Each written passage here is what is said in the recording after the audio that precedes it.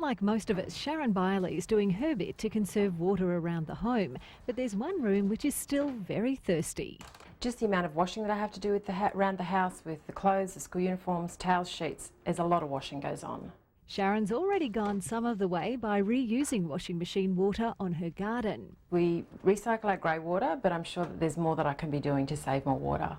Enter Toni-Maree Bishop. She runs an e-laundry service and has heaps of tips for water-wise washing. I think that it's time for people to get more involved in their laundry.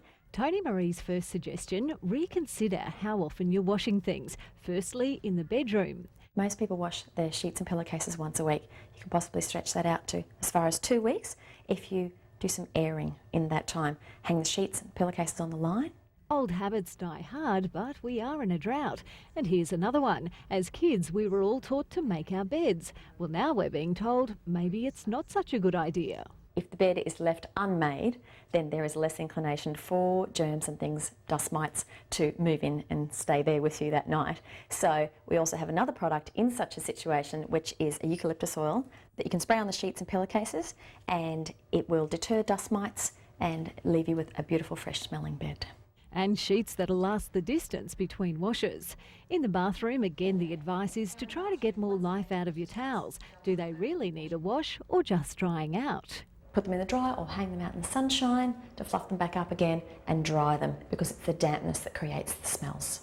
It's a similar message with your clothes. Possibly keep the children in the uniform right up until they have to go have a bath, hop into their PJs.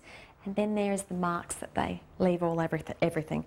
We don't have to wet the whole garment. We can possibly just work through just one trusty nail brush. It's the easiest way to work through the fibres to be able to get the mark out without having to wet the whole garment. It didn't take a drought for this couple to become water-wise with their washing. Rob and Wilhelmina Garner are water misers from way back. My father was brought up in Holland and they never had a lot of water to use, and my mother was brought up on a farm at Mutapilly, and any water that they wanted to use they had to go and get it, so they were obviously going to conserve as much as they could. So it's the only way you've ever known? That's correct. The Garners use every trick in the book to save water in their laundry. We don't wash every time that we think there's a load. We wash when there definitely is a load, and possibly 2 loads. And these days their washing water comes straight from their roof, courtesy of a new tank. I've hooked up a system to the pump where they can pump water through your normal household tap connection using the house hose, and then putting a new tap inside the laundry, and we do all our washing with the tank water without using one drop of town water.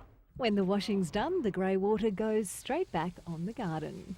Back at Sharon's and in the laundry, more advice. Now, the most important thing I can stress to you is the fact you need to know your washing machine. If you're not doing a full load, it's important to choose a low water setting on your machine.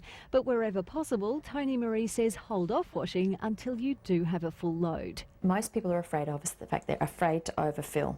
Your machine will slow down, you can hear it. Toni-Maree says the more in the machine, the better the wash. That is how your clothes clean, them rubbing against each other.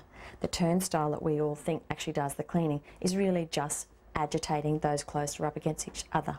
So the more the better. While washing something most of us probably now do on remote control, in times of drought we are being forced to rethink everything, and the little changes can make a big difference.